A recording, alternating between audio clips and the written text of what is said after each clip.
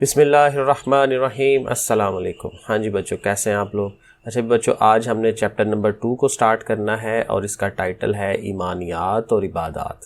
اس میں سب سے پہلے ایمانیات کو انہوں نے سٹارٹ کیا ہوا ہے، ایمان لانا، ٹھیک ہے۔ ایمان کے اندر کون کون سی چیزیں شامل ہیں وہ ہمیں پڑھنی ہے یہاں پہ۔ تو سب سے پہلے یہاں ملائکہ کا ذکر ہے، فرشتے جن کو ہم کہتے ہیں۔ تو ان کے متعلق جو پیجز ہیں وہ ہم پڑھیں گے۔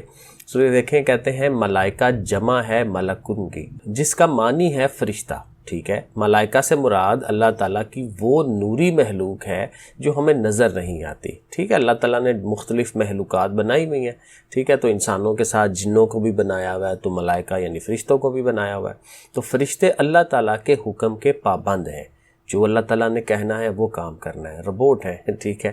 تو جیسے کہا جائے گا اس طرح سے۔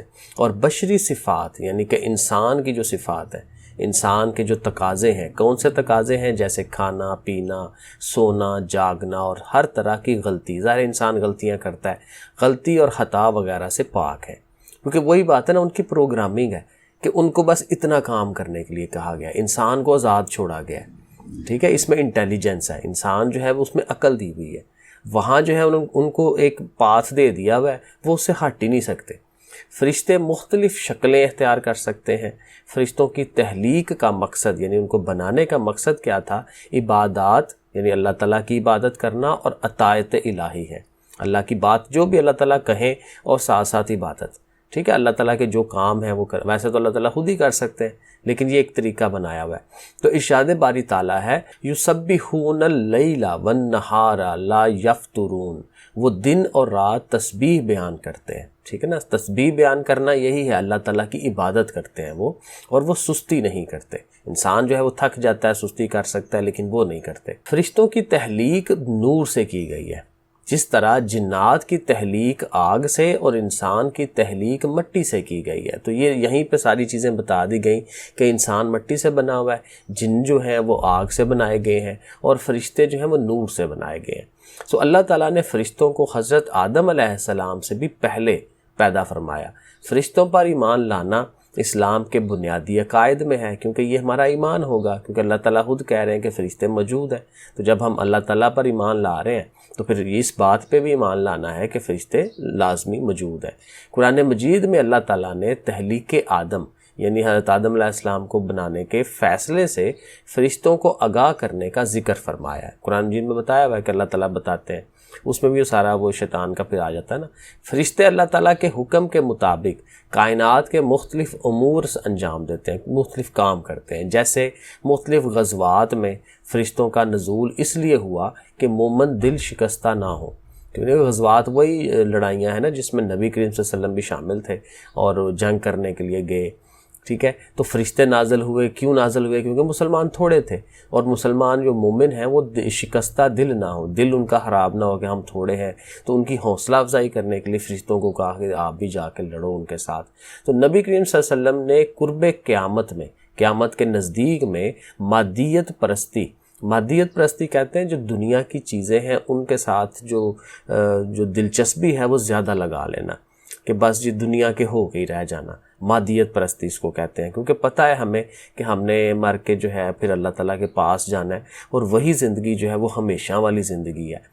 تو اس دنیا کی جو زندگی ہے، اس کی جو چیزیں ہیں ان کے ساتھ اٹیچمنٹ زیادہ کر لینی، اس کو ہم کیا کہتے ہیں؟ مادیت پرستی۔ تو اس کے خدشات کا اظہار فرمایا تھا۔ فرشتوں کی نورانی تخلیق مادیت پسند طبقے کے لیے دعوت فکر ہے کہ تم غیب یعنی کہ آخرت پر ایمان کا انکار کر رہے ہو، کیونکہ ظاہر ہے جو آخرت کا انکار کرے گا وہی دنیا کے ساتھ زیادہ اٹیچمنٹ لگا لے گا۔ تمہاری دنیاوی زندگی میں بھی ہر روز کے امور میں فرشتے غیبی طور پر امور سر انجام دے رہے ہیں، کیونکہ ابھی بھی ہم جو بیٹھے ہیں اپنے کام کر رہے ہیں تو فرشتے اپنے اپنے کاموں میں لگے ہوئے ہیں۔ لہٰذا یقین رکھیں کہ قیامت بھی ایک دن آئے گی۔ اب فرشتوں کی ذمہ داریاں کیا ہیں؟ اللہ تعالیٰ نے فرشتوں کو مختلف ذمہ داریاں سونپ رکھی ہیں۔ مشہور فرشتوں میں کرامن کاتبین ہیں، بڑی دفعہ ہم نے ان کو پڑھا ہوا ہے، جو انسان کے ساتھ ہر وقت موجود رہتے ہیں۔ یہ جو ہم کہتے ہیں نا کندھوں پہ، دائیں کندھے میں بائیں کندھے پہ بیٹھے ہوتے ہیں، اور انسان کا نامہ اعمال لکھتے ہیں، جو اچھے برے کام ہم کر رہے ہوتے ہیں وہ لکھ رہے ہوتے ہیں اور اللہ تعالیٰ کے حضور پیش کرتے ہیں۔ جو فرشتے قبر میں سوال کریں گے ان کو منکر نکیر کہا جاتا ہے۔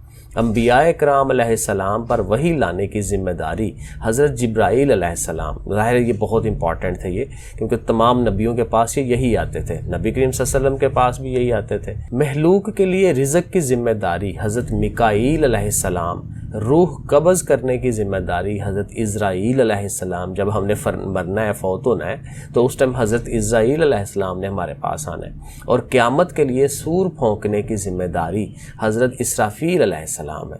تو یہ ایک قسم کا جو اعلان ہو جائے گا اس ٹائم کہ بھائی قیامت اب سٹارٹ ہو گئی ہے، تو سور پھونکنا ایک آواز پیدا کی جائے گی، ٹھیک ہے، تو وہ ظاہر ہے کہ یہ کون کر رہے ہوں گے؟ حضرت اسرافیل علیہ السلام کریں گے۔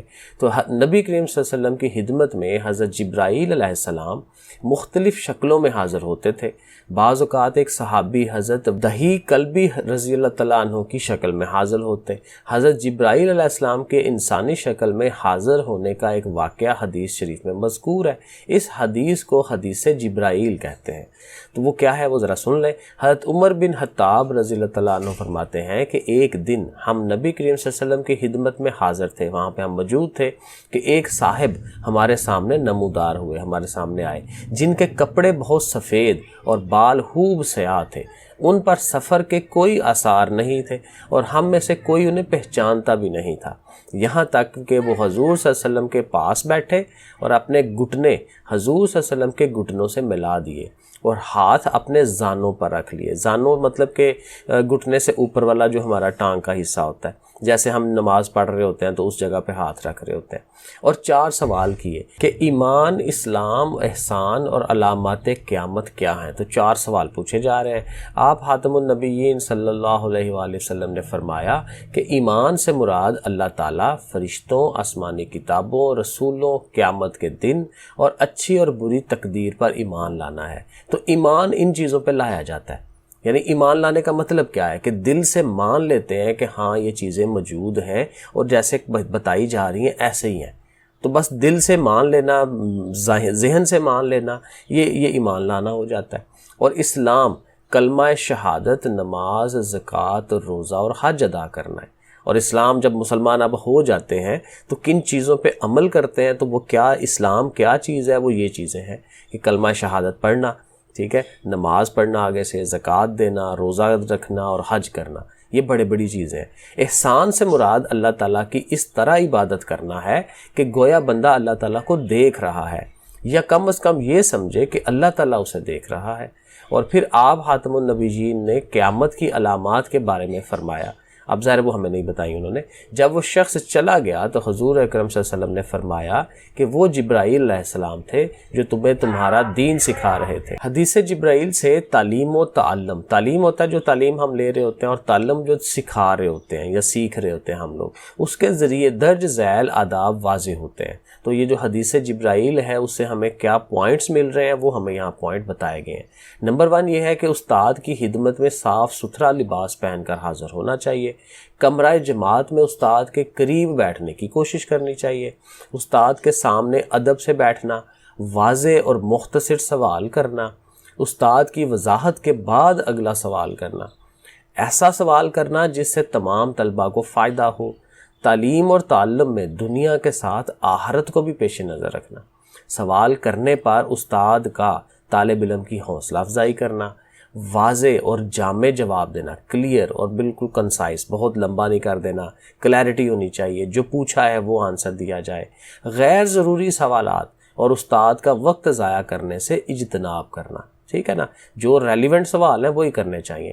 ہمیں چاہیے کہ فرشتوں کے بارے میں اپنے دل میں عظمت کا احساس رکھیں کہ وہ عظیم لوگ ہیں، اور ایسی اس بات کا یقین رکھیں کہ اللہ تعالیٰ امور کائنات میں فرشتوں کا محتاج نہیں ہے۔ یہ ہم نے شروع میں بھی کہا، کیونکہ ظاہر اللہ تعالیٰ ہے نا، وہ تو ان کے بغیر بھی کر سکتے ہیں۔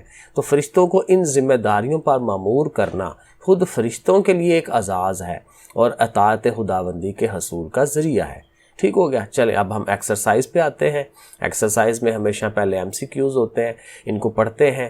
فرشتوں کی تخلیق کا پہلا بنیادی مقصد کیا ہے؟ پہلا یہی ہے کہ وہ اللہ تعالیٰ کی عبادت کریں گے۔ کرامن کاتبین کی ذمہ داری کیا ہے؟ وہ کیا کام کرتے ہیں؟ انسانی اعمال کو لکھتے ہیں۔ اللہ تعالیٰ نے فرشتوں کو تخلیق کیا ہے، کس سے تخلیق کیا ہے؟ نور سے۔ منکر اور نکیر انسان کے پاس آتے ہیں. کب آتے ہیں جی؟ قبر میں آتے ہیں. حضرت اسرافیل علیہ السلام کی ذمہ داری کیا ہے؟ وہ سور پھونکیں گے. اوکے جی، اب شارٹ سوالوں پہ آ جاتے ہیں. سوال جواب جو ہے، تو پہلا سوال ہے ملائکہ کا تعارف بیان کریں. تو تعارف جو ہے وہ یہیں سے شروع ہو جائے گا کہ ملائکہ سے مراد اللہ تعالیٰ کی وہ نوری مخلوق ہے جو ہمیں نظر نہیں آتی. تو یہ یہاں تک اطاعت الہی ہے. یہاں تک یہ 2 لائنیں آپ لکھ لیں تو آپ کا یہ کویسچن نمبر 1 ہو جاتا ہے. اب کویسچن نمبر 2 یہ تھا کہ فرشتوں کی تخلیق کیسے ہوئی، کیسے ان کو بنایا گیا. تو یہ جو دوسرا پیراگراف ہے اس کی پہلی ڈیڈ لائن یہ ہے، فرشتوں کی تخلیق نور سے کی گئی جیسے کہ جنات وغیرہ. تو یہ آپ نے پہلے پیدا فرمایا. یہاں تک آپ نے اس کو کویسچن نمبر 2 کو کر لینا ہے. کویسچن نمبر 3 جو ہے وہ حضرت جبرائیل علیہ السلام کن کی شکل میں آتے تھے وہ ہم دیکھ لیتے ہیں. تو وہ یہاں کہیں لکھا ہوا تھا یہ والا، نبی کریم صلی اللہ علیہ وسلم کی خدمت میں حضرت جبرائیل مختلف شکلوں میں آتے تھے اور ایک صحابی دہی کلبی رضی اللہ عنہ. تو یہ ہمارے پاس یہ ڈیڈ لائن جو ہے تیسرے سوال کے لیے ہو جائے گی. اب فرشتوں کی ذمہ داریوں کے متعلق پوچھا ہوا ہے کہ 2 ذمہ داریاں بتائیں کہ فرشتے کیا کام کرتے ہیں. تو وہ آپ یہاں سے لے کے یہاں تک لکھ لیں. کویسچن نمبر 4 آپ کا یہ والا ہو جائے گا کیونکہ اس میں کرامن کاتبین کے متعلق ان کی ذمہ داری بتائی ہوئی ہے اور منکر نکیر کے متعلق بتایا ہوا ہے. تو 2 ذمہ داریاں ہو گئی نا. اور کویسچن نمبر جو 5 ہے وہ ہے کہ فرشتوں کی 2 خصوصیات بتائیں. تو خصوصیات جو ہے نا یہ پہلے سوال کے اندر ہی ہیں. تو کویسچن نمبر 1 اور کویسچن نمبر 5 یہ ایک ہی سوال ہے. ٹھیک ہے، یہیں سے آپ اس کو ریڈی کریں. 1 کا آنسر بھی یہی دے دیں، 5 کا بھی آنسر یہی دے دیں کیونکہ یہ اس کی خصوصیات ساری لکھی ہوئی ہیں کہ یہ غلطی نہیں کرتے، خطا سے پاک ہیں، شکلیں اختیار ڈیفرنٹ کر لیتے ہیں، یہ ساری چیزیں. اور اس کے بعد ایک لانگ سوال ہے اور لانگ سوال میں یہی ہے کہ انہوں نے کہا کہ حدیث جبرائیل کے حساب سے جو پوائنٹس بنتے ہیں وہ پوائنٹ سامنے ہمارے رکھیں. تو وہ کویسچن اس طرح سے تھا کہ حدیث جبرائیل کے تناظر میں تعلیم و تعلم کے آداب تحریر کریں. تو یہ آداب جتنے ہیں سارے کے سارے آپ نے لکھ لینے ہیں، ان کو یاد کر لیں تو بڑا اچھا یہ لانگ سوال بن جاتا ہے. اور یہ امپورٹنٹ لگ رہا ہے مجھے کہ یہ اہم ہوگا، اس کو ضرور تیار کریں. ٹھیک ہے جی، پھر اوکے، اللہ حافظ.